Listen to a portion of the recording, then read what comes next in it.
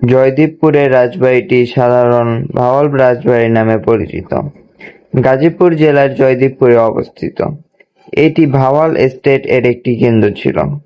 রাজপ্রাসাদটি বড় আয়তনের উপর নির্মিত। সামনে খোলা ময়দান, পশ্চিমে বড় ট্যাঙ্ক, জলাশয় এবং চারিপাশে প্রাচীর বাউন্ডারি রয়েছে। ভবনটি মিশ্র আর্কিটেকচারের তৈরি। রাজবাড়ির প্রধান ফটক, ভেতরে বাগান, কচারি, জমিদারি অফিস ইত্যাদি এবং ভিতরে কিছু পর্যটক মন্দিরও রয়েছে যেগুলো অনেকটাই প্রাচীন।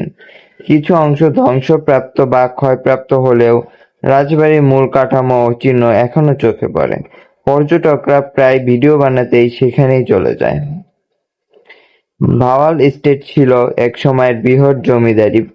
প্রায় ৫৬৯ বর্গমাইল পর্যন্ত বিস্তৃত ছিল। এই লক্ষাধিক লোকের ওপর এই ক্ষমতা ছিল।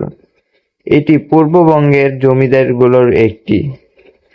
রাজবাড়ি মূলত ১৮০০ থেকে ১৯০০ শতকে গড়ে ওঠার পরে নবনির্মাণ বিস্তৃত হয়। জমিদার পরিবারের রাজনৈতিক, সামাজিক প্রভাব অনেকটা বড় ছিল। আর আপনাদের এই ভিডিওটি ভালো লাগলে লাইক, কমেন্ট, শেয়ার করে পাশে থাকবেন।